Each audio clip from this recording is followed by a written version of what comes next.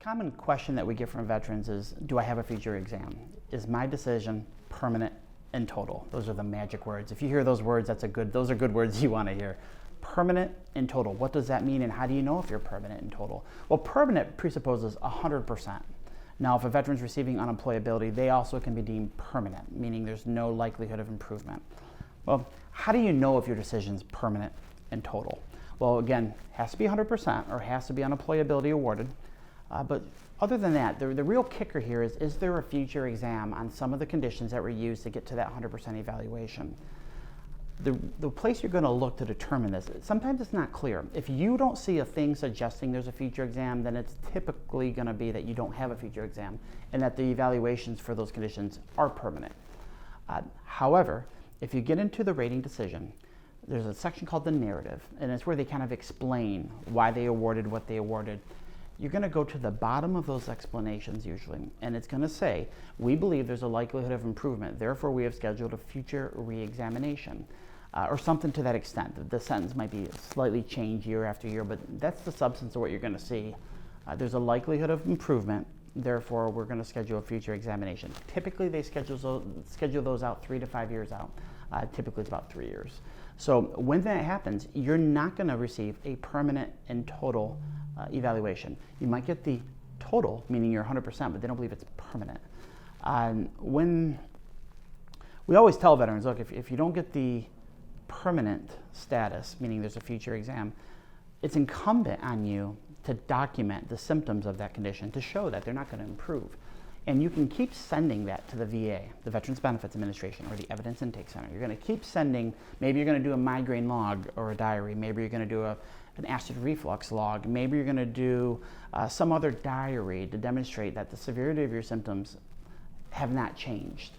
And if you, in the process of doing so, you're also going to go to the doctor and you're going to tell them about your problems and that they're not improving. You're going to get that documented with medical records. Those records need to be sent to the Veterans Benefits Administration through the Evidence Intake Center, or you can upload them through eBenefits or whatever platform you're using to monitor your case. But however you do it, you have to get those medical treatment records to the VA. Do it every 4 to 6 months and do the logs, but you need to show the VA that your symptoms are not improving. In 3 years following that decision, when the VA goes to re-examine you, a Veteran Service Representative, otherwise known as a VSR, is going to take a look at the records.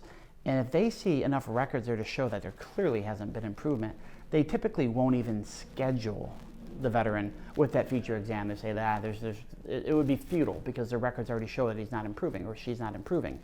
So to bring it full circle here, you need to send the VA evidence over the next 3 years following a decision where they schedule a future exam. You need to send the VA evidence and documentation that it's not improving. Maybe you get statements from friends and family as well. This is something we do here at the Veterans VA Disability Group. Something that we do here at VA Disability Group is we help develop that evidence. But if you're going to represent yourself, that's what you need to do to avoid that examination from being scheduled in the future. People ask me, can I appeal the future examination? On a technicality, you can appeal the determination that there's a likelihood of improvement. However, adjudicators and VA decision makers are given great discretion to determine whether or not they think there's going to be a likelihood of improvement. So more often than not, it's a futile appeal. Instead of focusing on that, focus your efforts on the evidence that you can give the VA to make the decision permanent 3 years down the road. And I'm not saying you shouldn't appeal it, but again, it's a tough appeal. Your time is better spent looking at how to demonstrate to the VA that your symptoms are not improving. The VA does have guidelines on when a condition will not be treated as permanent. When a veteran has a cancer or a knee replacement, so joint replacements and cancers are the two most common ones, they issue a temporary 100% evaluation, and that's common. The regulation under Part 4 of the CFR instructs adjudicators to do that. But after that period of 100%, once cancer goes into remission or once the prosthesis is replaced, you're usually looking at 6 months to a year, and then the VA is automatically going to schedule you for a future exam.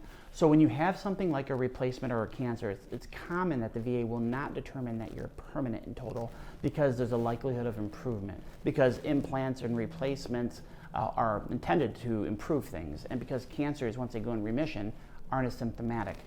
Now, let's say a veteran has cancer for 7 years. Maybe there you want to appeal the future examination, saying, hey, this guy's had cancer, his leukemia has been present for 7 years, there's no reason to schedule a future exam, he's in his 60s, there's no likelihood of improvement here. We've had some success doing that, but generally speaking, your cancers and your replacement, your joint replacements, there's going to be a future exam.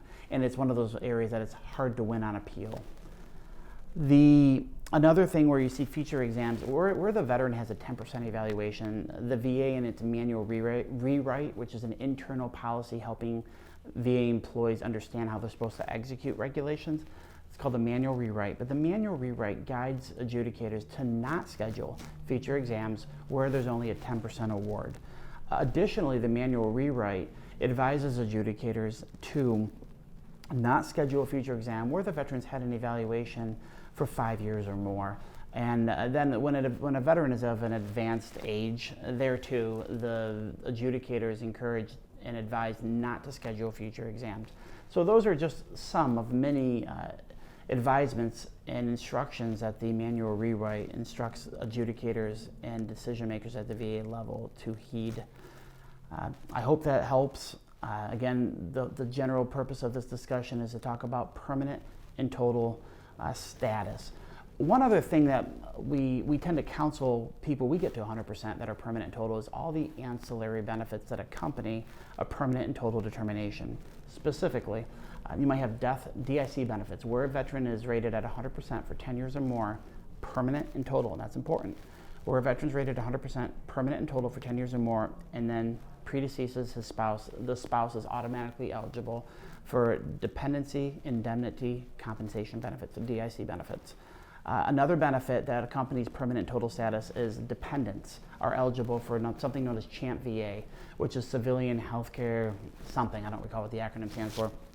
It's a functional equivalent of like a TRICARE, where the veteran has to use the VA, but all the dependents of the veteran can use this other healthcare. It's like a federally VA-backed healthcare. That's only awarded where a veteran's permanent and total. There's a litany of state benefits depending on the state.